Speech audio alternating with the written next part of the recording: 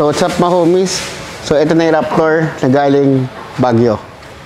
So ginamitan natin siya ng dual HKS muffler tip. Siyempre para mas brusco tingnan, para mas maganda tingnan. Tapos ito na yung pinaka-pipings niya. So ito yung ginawa natin. So naka-bracket yan, may resonator yan. Nag-muffler delete na tayo dahil turbo siya. Tapos flexible pipe. Down pipe, nagtanggal tayo ng catalytic converter. So ngayon, pakinggan na natin kung ano yung talaga. Never hiding, grinding, let's be honest, I'm too greedy. Waste my time and I'm resigning. Find a better, that's conceited. All I shot is spend like 40 on the bottle. Know I need it, I be going overboard. Even though I know I mean it. It's a drive-in movie when you pull up on me, baby. Either I'm right, I'm crazy. I can't get enough of me lately. I feel like nothing can change me. Car hard work, wear rap shoe. 2 stacks gone like that quick. iPhone died off backflips. Gymnastics, she do gymnastics. She don't never curve me. She don't never act sick. She don't never go away. I ain't never asked you. In a Kardashian, like a Kardashian. In a Kardashian. Numb to everything, I feel like ain't no hope around me. Black designer shit, smoking around me. Looking for that diamond in the rough, you done found me. Tryna keep my head on straight so they can crown me. Ayy, black on ice, PK Subban, whole team moving. Facts on life, we ain't losing, we ain't losing. Barricade, run through it. Barry Payne, keep zooming. Everything happened for a reason, don't you be the reason that we lose it.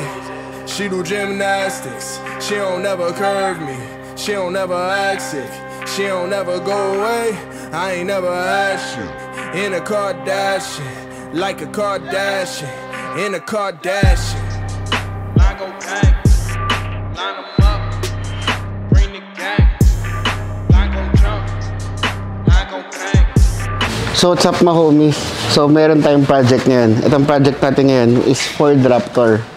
Itong Ford Raptor na to, galing pa ng Baguio. So dumating yung customer namin dito ng around 3 PM. Natapos kami ngayon 8 PM na. So ito yung ginawa natin. Nilagyan natin siya ng intercooler. So ito yung intercooler niya, kapalit nung dating intercooler. Asan yung dating intercooler? So yung mga pipings dito, ginawa na natin stainless. Dahil dati kasi mga goma yan. So yung mga goma, nag-i-expand. Tapos minsan pumuputok sa kalumaan dahil lumurupok siya. So ginawa natin siya stainless para mas matibay syempre. At para mas maganda rin tignan. So ito yung dati ng intercooler. So dati plastic siya. Ngayon ginawa na natin siyang aluminum. So dito nakalagay yung intercooler front mount para yung hangin napapasok diretso dito. So ito na siya. Naka T-bolt tayo. Ginagamit natin T-bolt. Tapos coupler. Tapos ayun yung pinaka intercooler pipes. Yung iba kasing shop gumagamit nun pero kumakalas. Pero dito sa Notorious, hindi kumakalas yan. Bakit? Kasi may mga secret kaming ginagawa para hindi yan kumalas. So, ito na siya. So, ito na yung pinaka-intercooler pipes na. So, ito yung air intake na ginawa natin. So, dito, pumapasok yung hangin papunta sa turbo. Tapos, ito naman, yung hangin dito, papunta din sa turbo. So, dalawa yung purpose ng ginawa natin. Tapos, nag-exhaust na rin si boss.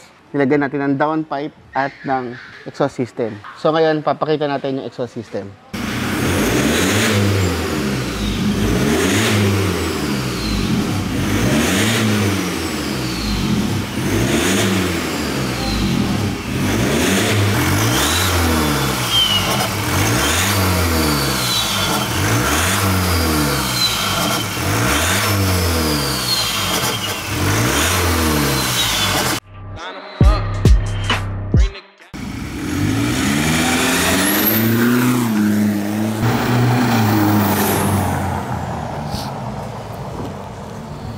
Naman, gumanda yung performance niya. Gumanda ho ba yung hatak? Oo. How about yung tunog, sir? Tama lang ho ba yung ingay? Ganda yung kwan niya. Sakto lang yung ingay niya. Saan pa ho kayo galing, sir? Baguio. Baguio. All the way from Baguio. Natapos natin. Oo, Nang sir. 5 oras tapos. Sige po. Thank you po. Thank you. Thank you, sir. Thank you, sir.